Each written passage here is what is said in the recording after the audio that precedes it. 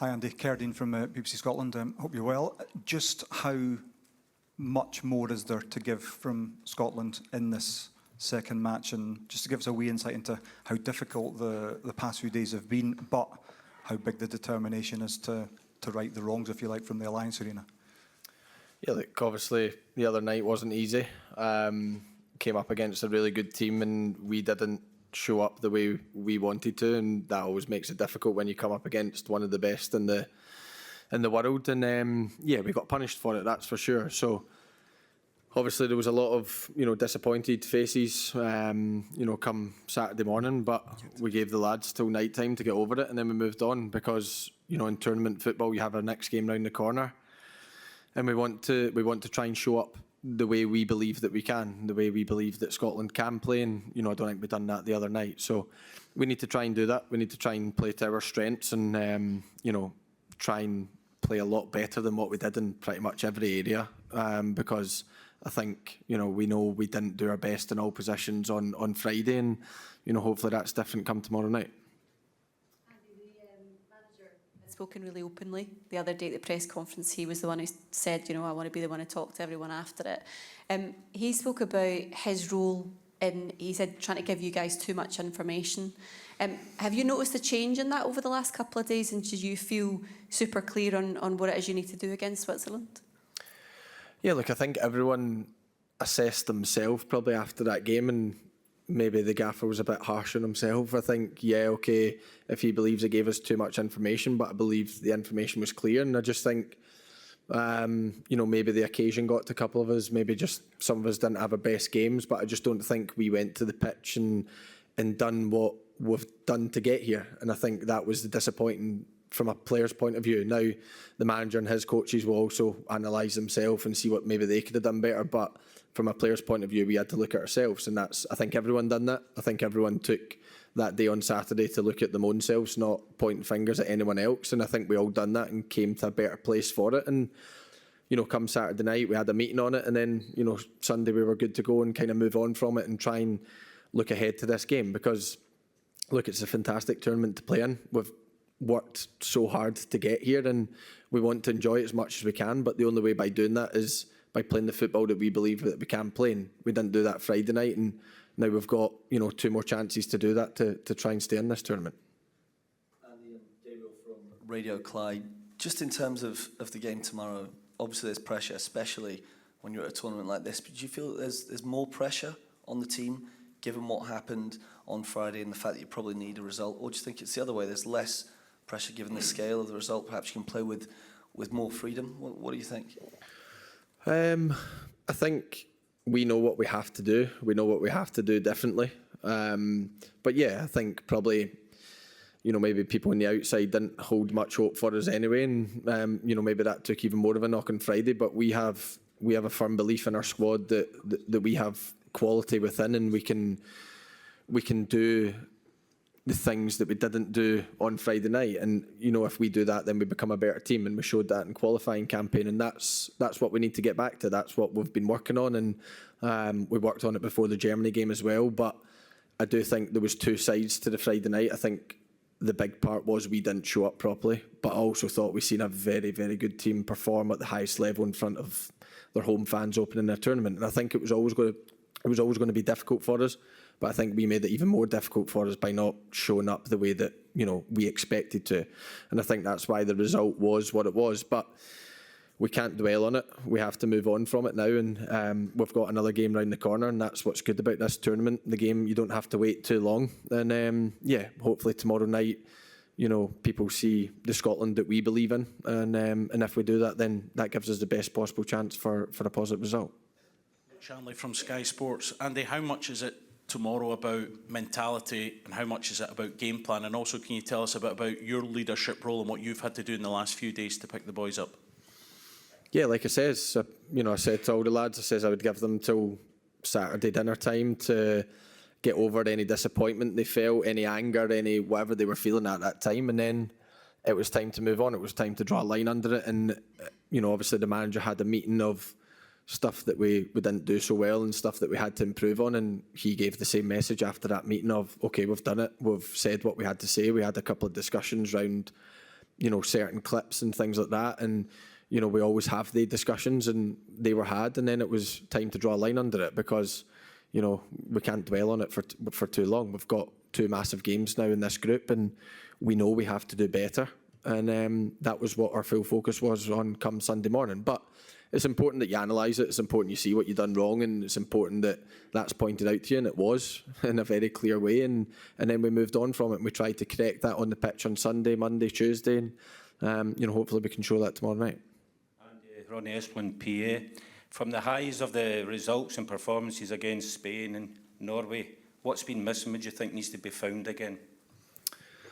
I think we just have to get back to being us. I don't think we've been ourselves.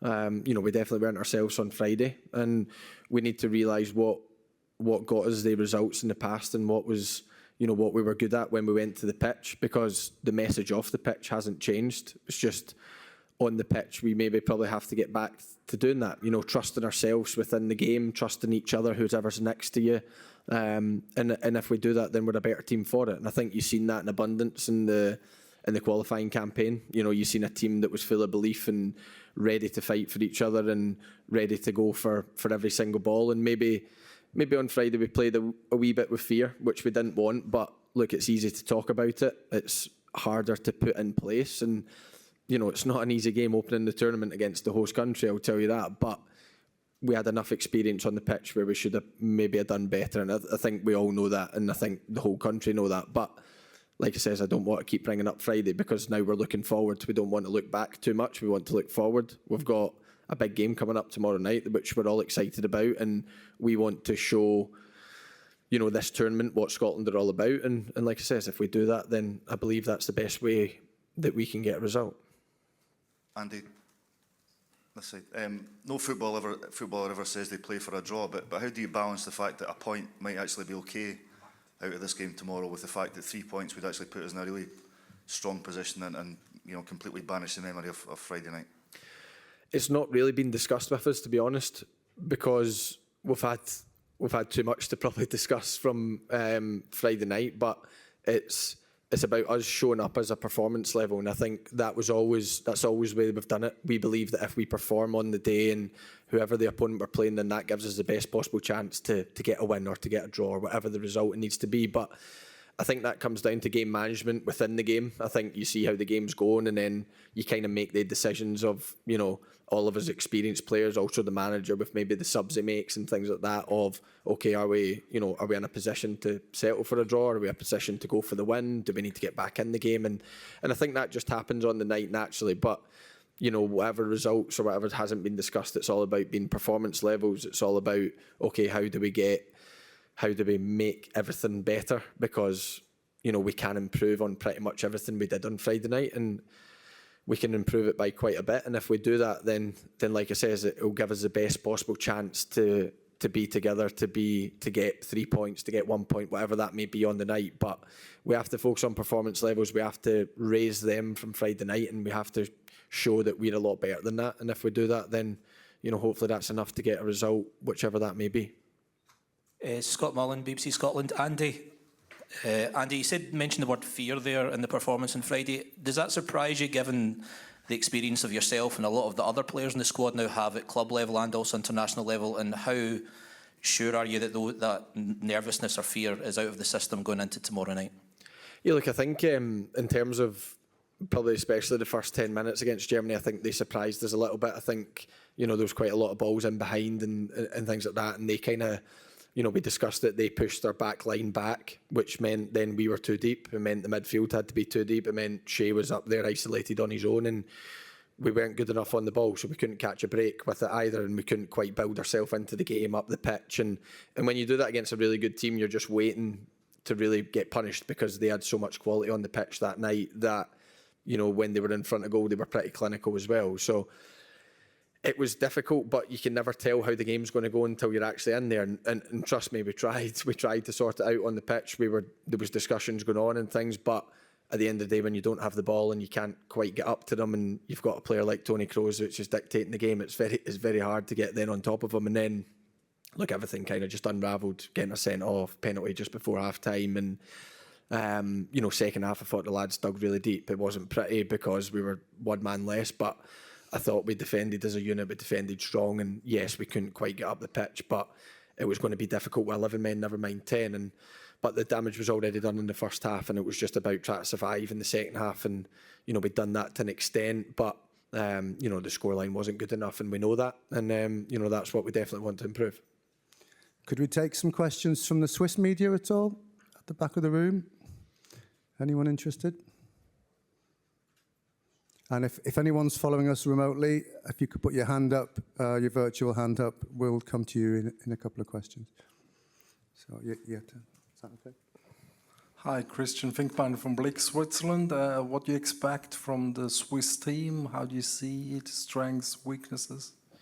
I thought they were excellent on Saturday. We watched the game. I thought they were really good. And yeah, look, in terms of Switzerland, they're a bit of a you know, template for what we want to become. They've been excellent in tournaments at the past. They've already got off to a very good start.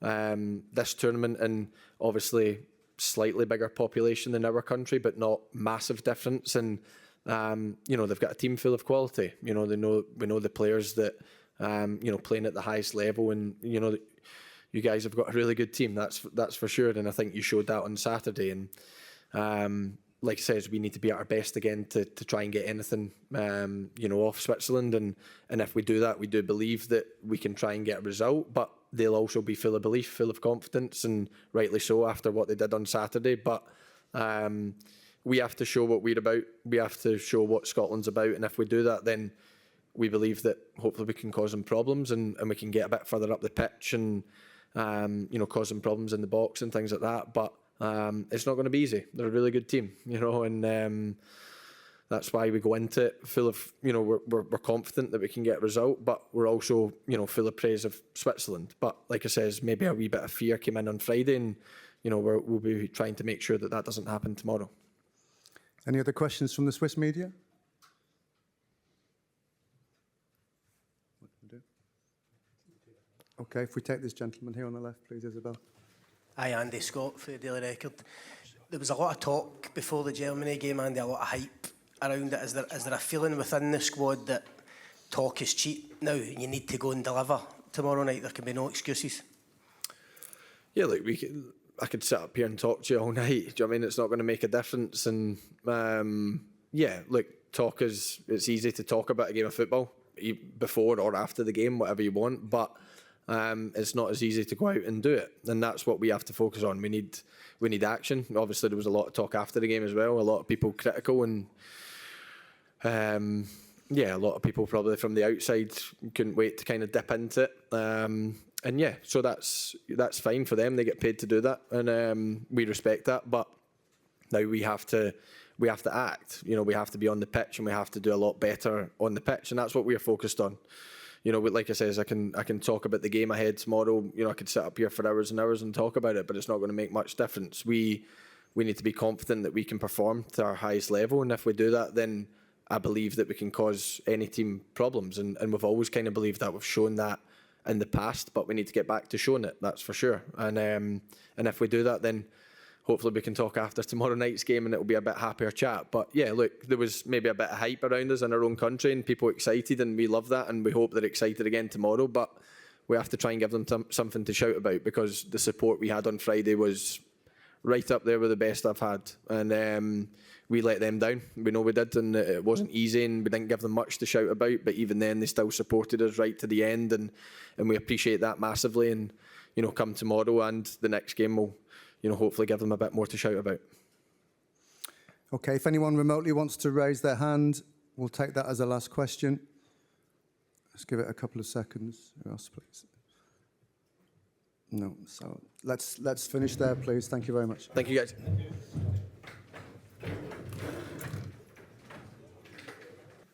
From Sky Sports. Steve, you know you need at least a point. How do you balance off being more of an attacking threat this time around, but making sure you're much stronger at the back? No, I think to go into the game and think you only need a point is dangerous. We go there to win. We go there to be as positive as we can, and then we see where that takes us. Like I said, it's more about making sure we perform as well as we can play, And if we do that, then I'm pretty confident we'll get something from the game. Hello, Connie McLaughlin, ITV. Hello, Connie. Hello. You were really honest with us a couple of days ago just about your own reflections. You've had a couple more days to think about it. What do you think you've learned about you and yourself as a coach, Steve, in the last few days that maybe you didn't know before? Just thinking about my team, really, what I can do to help them. Any personal reflections I'll do after the tournament. Anyone else? Keith Jackson. Thank you. Keith Jackson, Daily Record. Steve, do you get the impression from the chats that you've had and you know, being around the players over the last 24 hours in particular, that they're itching to go, that you know, they're bursting to get back out and try and put a few things right? Obviously, they want to go back to the pitch and play better. So I think that's pretty standard when you play so poorly and you let yourself down. You want to go out and make amends. So that's where their mentality is. Robert. Hi, Steve. Robert Gray from The Sun. I'm just wondering, do you rate this as the biggest game you've had as Scotland manager? I think I've always said before, that's for the end of my career. I'll decide when I'm finished whether it's the biggest game or the biggest game ever in my career. So it's not really a question that I've ever answered before, and I'm not going to start now. Steve McGowan, Daily Mail. Can I ask just how big a challenge does Switzerland pose in this game tomorrow? Yeah, big challenge. Good team. They have a lot of good players, very strong through the spine of the team, defend well, don't give too much away, and good pace up front. So we expect a difficult night. Any questions from the Swiss media at all, please? This gentleman here, please.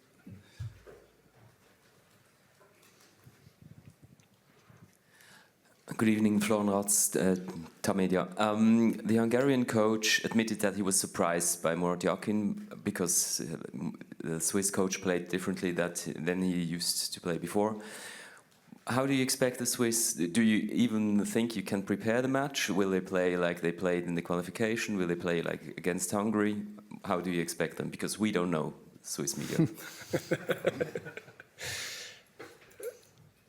I think with the way they tweaked the system, I don't think it was a radical change, but there was definitely a little tweak in the system and how they use certain players within that system.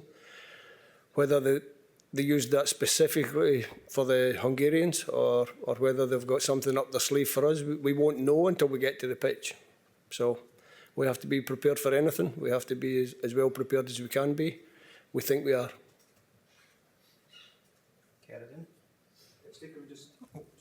Can we just check your team news, who's fit, who's not, and also can we expect changes tomorrow? I know you're not going to give me your team much as I would love you to, but can we expect changes tomorrow in personnel? Everyone fit and available. Obviously, Ryan Porteous doesn't play, so you can expect at least one change. At least one. Any other questions from the Swiss media? Go on, Rory. Steve, could just ask you about Ryan Porteous and that, the 2-game ban. What was your thoughts on that? I haven't really got any. He's suspended. I covered this on Sunday. If we can just, this gentleman here, please. Steve, Etienne Vuillemin from Switzerland as well. Can you compare Toni Kroos and Granit Xhaka, or is Toni Kroos one or more levels above him? Try to get him into trouble. No, listen, two very similar players. Similar in terms of the style of play, how they dictate or control the game for their team. So we understood that Toni Kroos was a key player for Germany. We didn't handle him very well. So we know that Granit Xhaka is a key player for Switzerland, and hopefully we handle him a little bit better. If there's anyone just remote, I was going to say, just sorry, if there's anyone remotely, please put your hand up and we'll come to you. Darren, you choose. If not, we'll have last question from the back. Did you have your hand up? Yep.